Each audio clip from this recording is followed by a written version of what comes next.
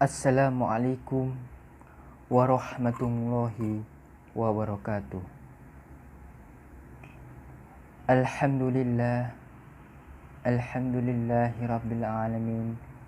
Wassalatu wassalamu ala asyrafil anbiya'i wal mursalin Sayyidina wa maulana Muhammad wa ala alihi wa sahbihi ajma'in, amma ba'd.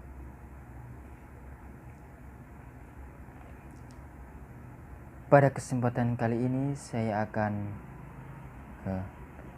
mempresentasikan pada bab 1 pendahuluan tentang perbedaan skripsi, artikel, tesis, disertasi.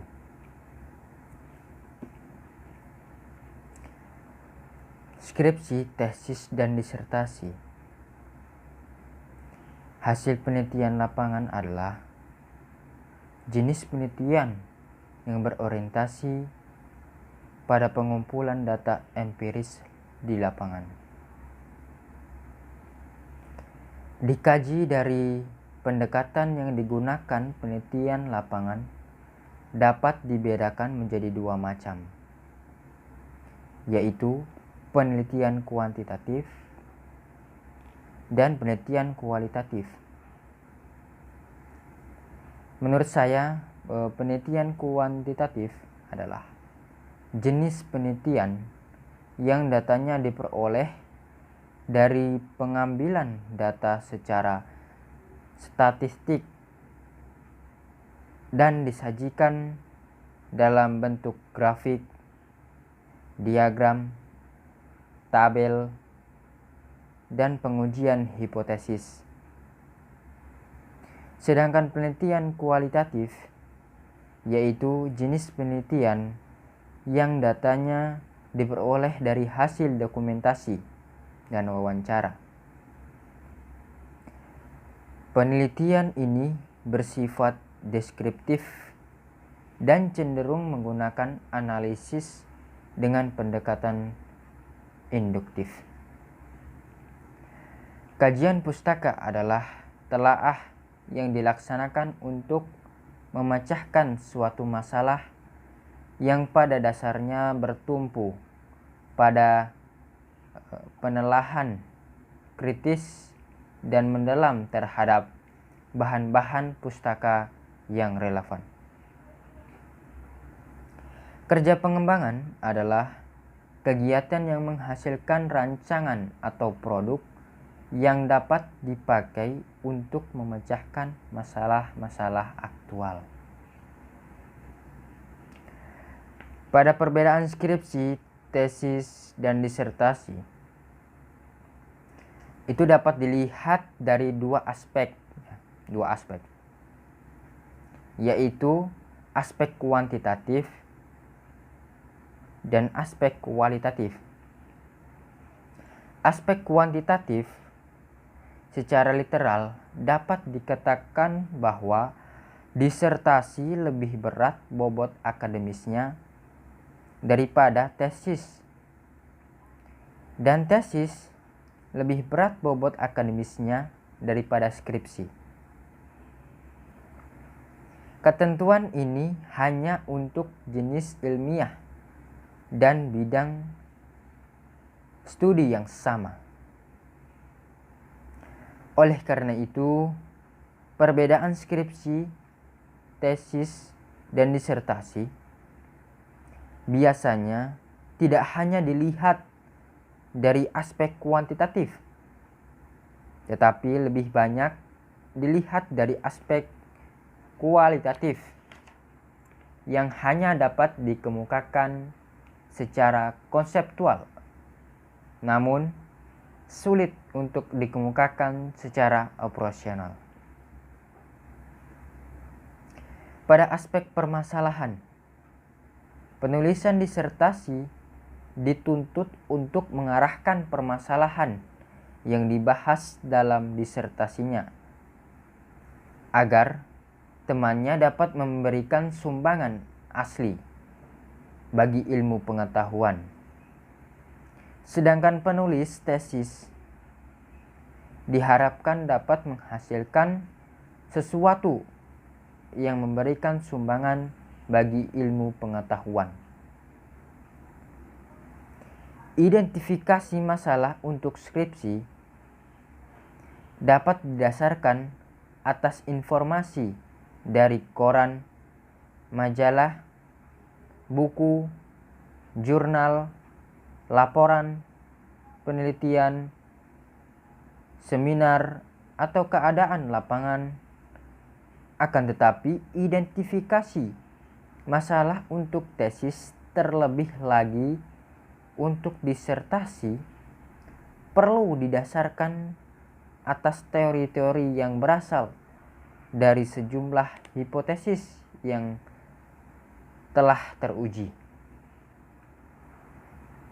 Pada aspek kajian pustaka, ya, dalam mengemukakan hasil kajian pustaka, penulis skripsi hanya diharapkan untuk menjelaskan keterkaitan antara penelitian yang dilakukan dengan penelitian lain dengan topik yang sama.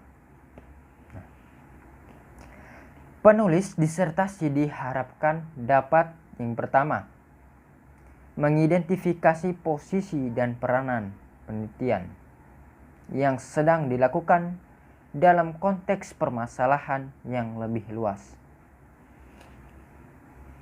Yang kedua, mengemukakan pendapat pribadinya setiap kali membahas hasil-hasil penelitian lain yang dikajinya. Yang ketiga, menggunakan kepustakaan dari disiplin ilmu lain yang dapat memberikan implikasi terhadap penelitian yang dilakukan. Yang keempat, memaparkan hasil pustakanya dalam kerangka berpikir yang konseptual dengan cara yang sistematis. Dalam kajian pustaka, ya, pada skripsi menggunakan sumber primer dan sekunder. Kemudian pada aspek metodologi penelitian, penulis skripsi dituntut untuk menyebutkan apakah sudah ada upaya untuk memperoleh data penelitian secara akurat dengan menggunakan instrumen pengumpul data yang valid. Bagi penulis tesis, penyebutan adanya upaya saja tidak cukup, tetapi dia harus menyertakan bukti-bukti yang dapat dijadikan pegangan untuk menyatakan bahwa instrumen pengumpul data yang digunakan cukup valid. Sedangkan bagi penulis disertasi, bukti validitas instrumen pengumpul data, ya, harus dapat diterima sebagai bukti-bukti yang tepat. Dalam skripsi, penyimpangan-penyimpangan yang mungkin terjadi dalam pengumpulan data tidak harus dikemukakan. Sedangkan dalam tesis dan disertasi, penyimpangan yang mungkin terjadi dalam pengumpulan data harus dikemukakan beserta alasan-alasannya. Asumsi-asumsi yang dikemukakan dalam skripsi tidak harus divertifikasi dan tidak harus disebutkan keterbatasan keberlakuannya. Sedangkan asumsi dalam tesis dan disertasi harus diusahakan divertifikasi dan juga harus dikemukakan keterbatasan keberlakuannya. Dalam penelitian kuantitatif, skripsi dapat mencakup satu variabel saja. Tesis, 2 variabel atau lebih. Sedangkan disertasi harus mencakup lebih dari 2 variabel. Kemudian pada aspek hasil penelitian. Hasil penelitian yang dipaparkan dalam kesimpulan skripsi harus didukung oleh data yang diperoleh dari penelitian yang dilakukan. Bab yang berisi pembahasan hasil penelitian diletakkan sesudah bab yang berisi sajian hasil analisis data, sebelum bab yang berisi kesimpulan dan saran. Ya. Selanjutnya pada aspek kemandirian. Secara kuantitatif dapat diilustrasikan sebagai berikut. Untuk disertasi kira-kira 90% dari naskah tersebut adalah karya asli mahasiswa penulisnya. Sedangkan yang 10% itu merupakan paparan atau cerminan dari bantuan, bimbingan, serta arahan para dosen pembimbing. Dan untuk tesis ya, persentase karya asli mahasiswa bisa lebih kecil daripada disertasi. Sedangkan untuk skripsi, persentase karya asli mahasiswa bisa lebih kecil daripada tesis. Selanjutnya, kode etik penulisan karya ilmiah. Kode etik adalah seperangkat norma yang diperhatikan penulisan karya ilmiah. Norma ini berkaitan dengan pengutipan dan penunjukan perizinan terhadap bahan yang digunakan dan penyebutan sumber data atau informan. Dalam penulisan karya ilmiah, penulis harus secara jujur menyebutkan rujukan terhadap bahan atau pikiran yang diambil dari sumber lain. Pemakaian bahan atau pikiran dari suatu sumber atau orang lain yang tidak disertasi dengan rujukan dapat diidentikan dengan pencurian atau plagiat. Dalam menulis karya ilmiah, rujuk-merujuk dan kutip-mengutip merupakan kegiatan yang tidak dapat dihindari. Kegiatan ini amat dianjurkan karena perujukan dan pengutipan akan membantu perkembangan ilmu. Dalam menggunakan bahan dari suatu sumber, misalnya instrumen, bagan, gambar, dan tab, penulis wajib meminta izin kepada pemilik bahan tersebut. Permintaan izin dilakukan secara tertulis.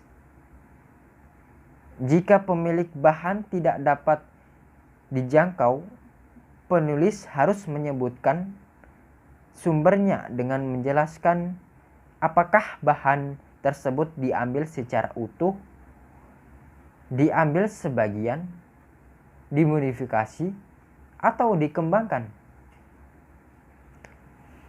Narasumber data atau informan, terutama dalam penelitian kualitatif, itu tidak boleh dicantumkan apabila pencantuman nama tersebut dapat merugikan sumber data atau informan.